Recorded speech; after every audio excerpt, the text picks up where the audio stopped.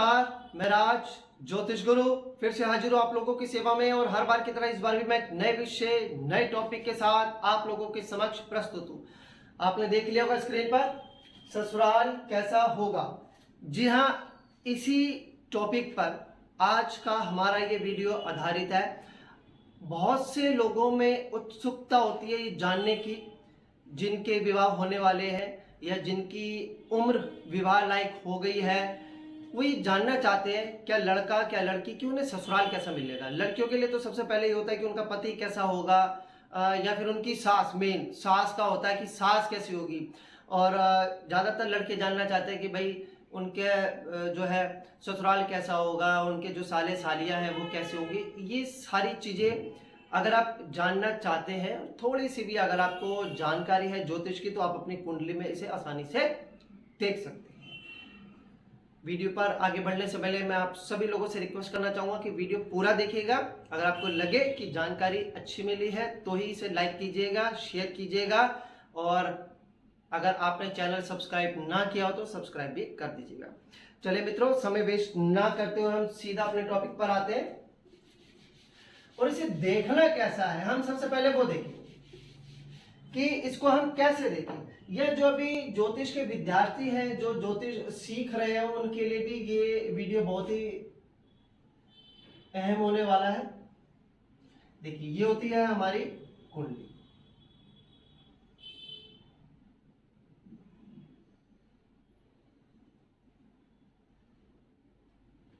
ठीक है, ये होता है हमारा पहला घर और ये होता है हमारा सातवां घर। यहाँ पे नंबर कुछ भी हो सकता है, मैं बहुत से वीडियोस में आपको बताता आया हूँ, लेकिन इसे हम बोलते हैं सेवंथ हाउस। यही हाउस होता है, यही घर होता है जो आपकी पति या पत्नी को रिप्रेजेंट करता है।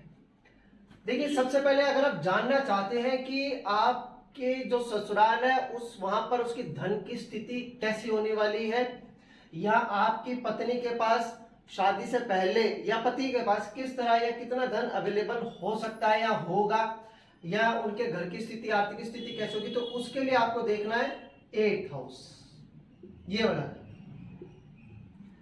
अगर आपको अपनी सास के बारे में जानना है कि सास कैसी है, सास का नेचर कैसा है, या आपके ससुराल का जो घर होगा वो घर कैसा होगा, किस प्रकार बना होगा, वहां उसकी स्थिति कैसी होगी, तो उसके लिए आपको देखना है ये वाला घर। ये आपने देखना है आर्थिक स्थिति के लिए, ये आपने देखना है सास और घर या मकान सुख के लिए। अगर आप जानना चाहते हैं, अगर पति जानना चाहता है कि उसके साले सालियां कैसे होंगे, यानी कि आपकी पत्नी के छोटे भाई बहन कैसे होंगे, तो उसके लिए आपको देखना होगा ये वाला घर। ये साले और सालियों के लिए देखेंगे, उनका नेचर कैसा हो सकता है, या वो किस प्रकार जो है वो व्यवहार करते हैं, या उनका लाइफ स्टाइल किस प्रकार हो सकता है, आप उसको इस घर से स्टडी कर सकते हैं। अगर किसी पत्नी ने देखना है, किसी लड़की ने देखना है कि उसके देवर या देवरानियां कैसे होंगे, तो भी उसके लिए इन्होंने यही देखना है। किसी लड़की ने अपने ससुराल की स्थिति देखनी है कि अपनी कुंडली में कि उसका जो पति है उसकी आर्थिक स्थिति कैसी होगी, तो उसने इसको देखना है। और वो जानना चाहती है कि उसको सास कैसे मिलेगी, तो उसको ऐसे देखना है। और अगर क्या लड़का क्या लड़की अगर अपने ससुर का नेचर जानना चाहते हैं कि ससुर कैसे हैं, कोऑपरेटिव होंगे या नहीं होंगे, तो उसके लिए आपको देखना होगा ये वाला घर, ये ससुर के लिए।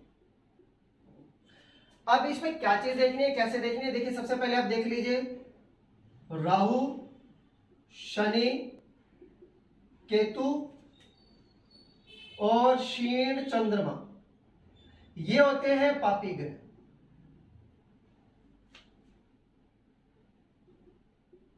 मंगल, सूर्य, ये होते हैं क्रूर ग्रह। पापी नहीं होते, क्रूर होते हैं, गर्भ तासीर वाले होते हैं। उसके बाद आते हैं बुध,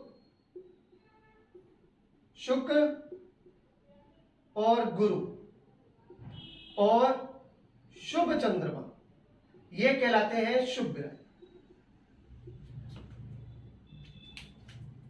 अगर इस घर में शुभ ग्रह बैठे हैं, शुभ ग्रहों की युति है, शुभ ग्रहों की दृष्टि है, तो आर्थिक स्थिति अच्छी रहने वाली है। यहाँ पर अगर शुभ ग्रह बैठे हैं तो आपके साले साली या देवर या देवरानी आपके लिए सपोर्टिव होने वाले हैं। ये अगर यहाँ पे शुभ ग्रह बैठे हैं, शुभ ग्रह अच्छी स्थिति में है, स्ट्रॉन्ग पोजीशन में, घर स्ट्रॉन्ग पोजीशन में है, तो आपकी सास अच्छी हो मिल सकती है, पढ़ी लिखी मिल सकती है, वहां पर मकान या घर की स्थिति अच्छी हो सकती है। यहाँ पर अगर शुभ ग्रह बैठे हैं तो आपका ससुर कोऑपरेटिव हो सकते हैं, अच्छे हो सकते हैं, स्ट्रॉन्ग पोजीशन वाले हो सकते हैं।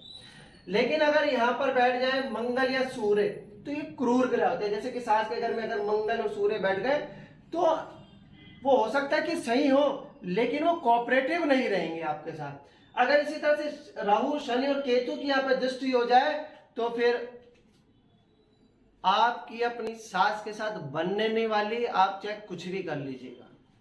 तो इस तरह से आप देखिए कि यहाँ पर पापी ग्रह बैठे हैं या फिर शुभ ग्रह बैठे हैं या फिर क्रूर ग्रह बैठे हैं। इन ग्रहों की स्थिति देखकर आप समझ सकते हैं कि आपको ससुराल कैसा मिलने जा रहा है। ये तो मैंने बात की थी कि अगर पति या पत्नी के छोटे भाई बहनों को अगर आपने देखना है, लेकिन अगर अपने पति या पत्नी के बड़े भाई बहनों को देखना है तो उसके लिए आपको ये घर देखना पड़ेगा। जो आपकी पत्नी से बड़े भाई या बहन होंगे उसके लिए आपको इस घर की स्टडी करनी पड़ेगी। क्या स्टडी करनी पड़ेगी? फिर से वही, अगर यहाँ पे पापी ग्रह बैठे हैं तो, या क्रूर ग्रह बैठे हैं तो, या फिर अगर शुभ ग्रह बैठे हैं और यहाँ पे शुभ ग्रह अच्छी स्थिति में बैठे हैं, स्ट्रॉन्ग पोजीशन में बैठे हैं, उच्च के होके बैठे हैं, सब ग्रही होके बैठे हैं, तो यहाँ से आपको फुल कॉपरेशन मिलने जा रहा है। तो इस वीडियो को हम यही विराम देते हैं। अगली बार फिर एक नई जानकारी के साथ हम एक नया टॉपिक लेके आएंगे, नई जानकारी के लेके आएंगे, और इससे जो नए ज्योतिष सीख रहे हैं उनको बहुत ही मदद मिलेगी। या अगर आपको लगता है कि आपके परिवार में या आपका कोई दोस्त, कोई रिश्तेदार ज्योतिष सीख रहा है, ये शायद वीडियो हो सकता है कि आपके काम की ना हो लेकिन किसी और के काम की हो, तो इसे शेयर जरूर कर दीजिएगा। चलिए मित्रों, मुझे अब आगे दीजिए। अगली बार फिर एक नई जानकारी के साथ मैं आप लोगों के समक्ष हाजिर होऊंगा। तब तक के लिए जय माता दी, जय श्री राम।